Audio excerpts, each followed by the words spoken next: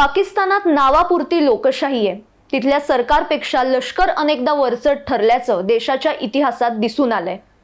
पाकिस्तानमध्ये एकाही सरकारने आतापर्यंत त्यांचा 5 वर्षांचा कार्यकाळ हा पूर्णच केलेला नाहीये. पाकिस्तानमधला हा सगळा राजकीय सत्ता संघर्ष देशाच्या जन्मापासून चालत आलेला आहे. अलीकडेच लष्कराच्या हस्तक्षेपाबद्दल, न्यायपालिकेच्या कमकुवत भूमिकेबद्दल आणि संसदेला लष्कराच्या आदेशाची केवळ शिक्कामोर्तब करणारी संस्था बनवल्याबद्दल आंतरराष्ट्रीय माध्यमांनी यावर चिंता व्यक्त केली होती. आणि त्यातच 27व्या घटना दुरुस्तीमुळे पाकिस्तान उघडपणे सैनिकी वर्चस्वाकडे आता झुकतोय. पाकिस्तानमधल्या लोकशाहीचं नेमकं काय होणार हा प्रश्न त्यामुळे निर्माण झालाय. त्यातच इम्रान खानच्या मृत्यूच्या बातमीमुळे पाकिस्तानमधलं राजकीय वातावरण चांगलंच तापलंय. पाकिस्तानमध्ये नेमकं चाललंय काय? 27वी घटना दुरुस्ती काय आहे? त्याचबरोबर असीम मुनीर याची CDF म्हणून झालेली नियुक्ती, या सगळ्याचे काय परिणाम होणार आहे हेच आजच्या भागातून आपण जाणून घेणार आहोत. नमस्कार, मी बागेश्री पारनेरकर आणि आपण पाहत आहात डिजिटल विवेक. पाकिस्तानच्या राजकारणाने आता नाट्यमय असं वळण घेतलंय. पाकिस्तानच्या राज्यघटनेतील 27व्या घटना दुरुस्तीने संपूर्ण देश ढवळून निघालाय. या दुरुस्ती विधेयकावर जेव्हा चर्चा सुरू होती तेव्हा इम्रान खानच्या तेहरीके इन्साफ आणि मौलाना फजलुर रहमान यांच्या जमियते इस्लामी या पक्षाचे संसद सदस्य एकत्र आले आणि त्यांनी गोंधळ घालायला सुरुवात केली. अनेकांनी या घटना दुरुस्तीचा प्रस्ताव हा फाडून टाकला. तरीही सरकारने हे विधेयक पुढे रेटलं तेव्हा या सगळ्या विरोधी पक्षांनी सभात्याग करत निषेध व्यक्त केला. पण तरीही 13 नोव्हेंबर 2025 रोजी पाकिस्तानच्या दोन्ही सभागृहांमध्ये हे दुरुस्ती विधेयक मंजूर करण्यात आलं. इतकंच नाही तर पाकिस्तानमधलं सरकार आता 28वी आणि 29वी घटना दुरुस्ती सुद्धा आणण्याचा प्रयत्न करतंय. आणि ही पुढची विधेयकं 2026च्या जूनमध्ये संपणाऱ्या आर्थिक वर्षाआधी सरकारला अनुकूल असलेल्या संसदेत मंजूर करून घ्यायची आहेत. पाकिस्तानच्या संसदेने 27वी घटना दुरुस्ती मंजूर करत पाकिस्तानच्या लष्कराला अधिकृतपणे शासन व्यवस्थेचा चौथा स्तंभ म्हणून मान्यता दिली.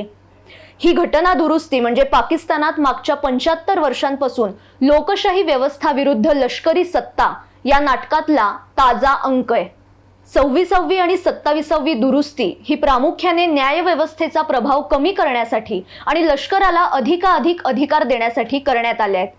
26व्या दुरुस्तीने न्यायपालिकेच्या अस्तित्वावरच प्रश्नचिन्ह निर्माण केलं, तर 27व्या दुरुस्तीने या प्रणालीचा शेवटच जवळ आणला.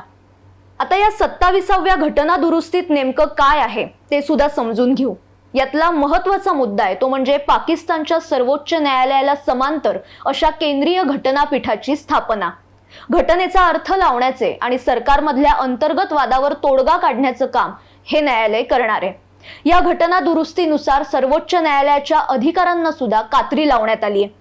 केंद्रीय घटनापीठाला सर्वोच्च न्यायालयाच्या न्यायाधीशांची नियुक्ती आणि बदल्यांचे व्यापक अधिकार देण्यात आले. या घटनापीठाचं स्थान हे सर्वोच्च न्यायालयाच्या वरती राहणार आहे. आणखी एक महत्त्वाचा मुद्दा म्हणजे पूर्वी पाकिस्तानच्या लष्कर, नौदल आणि हवाई दलाच्या प्रमुखांचं स्थान हे संयुक्त सैन्य दल समितीच्या अध्यक्षांच्या बरोबर होतं. 27व्या घटना दुरुस्तीनुसार chairman joint chiefs of staff committee हे पद रद्द करण्यात आले, तर चीफ ऑफ डिफेन्स फोर्सेस हे पद नव्याने तयार करण्यात आले. आणि या बदलामुळे या पदावरील व्यक्तीला कोणत्याही प्रकारच्या कायदेशीर कारवाईपासून आजीवन संरक्षण मिळणार आहे. याच बदलामुळे chairman joint chiefs of staff committee या पदावरून 27 नोव्हेंबर 2025 रोजी जनरल साहिर समशाद मिर्झा हे निवृत्त झाले. आणि अपेक्षेप्रमाणे पाकिस्तानचे लष्कर प्रमुख फील्ड मार्शल असीम मुनीर यांची CDF या पदावर नियुक्ती करण्यात आली.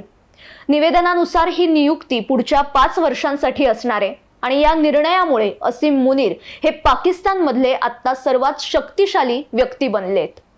27व्या दुरुस्तीचा आणखी एक महत्त्वाचा भाग म्हणजे नॅशनल स्ट्रॅटेजिक कमांडची स्थापना. ही कमांड पाकिस्तानच्या अणुबॉम्ब आणि क्षेपणास्त्र प्रणालीवर लक्ष ठेवेल आणि त्याला नियंत्रित करेल. आतापर्यंत ही जबाबदारी नॅशनल कमांड ऑथॉरिटीकडे होती आणि ज्याचे अध्यक्ष हे पंतप्रधान होते. पण आतापासून ही जबाबदारी NSC कडे देण्यात येणार आहे.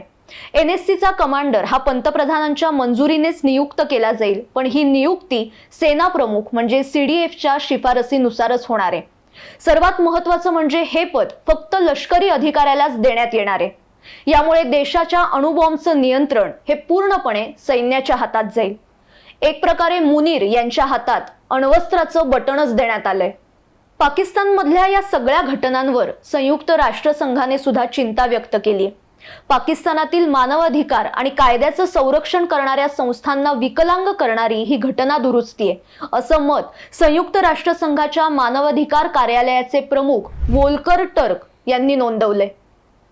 CDF या पदावर असीम मुनीर यांची निवड झाल्याने त्यांची ताकद ही कमालीची वाढली. असीम मुनीर यांना मोठं करण्यात आणि त्यांच्या सरकारला बळ पुरवण्यात अमेरिकेच्या ट्रम्प प्रशासनाची महत्त्वाची भूमिका आहे.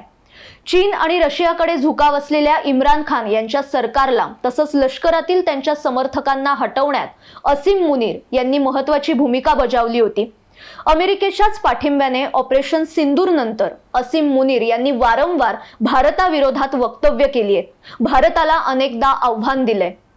CDF म्हणून असीम मुनीर यांची झालेली निवड ही भारतासाठी धोक्याची घंटा ठरू शकते. त्यामुळे पाकिस्तानमधली एकूणच ही सगळी परिस्थिती पाहता भारताला सजग राहण्याची गरज आहे. आजच्या भागात इथेच थांबते, पण याविषयी तुम्हाला काय वाटतंय ते नक्की कळवा. आणि अशाच महत्त्वाच्या विषयांसह आपण रोज भेटणार आहोत. त्यासाठी साप्ताहिक विवेकच्या YouTube चॅनलला आजच सबस्क्राईब करा.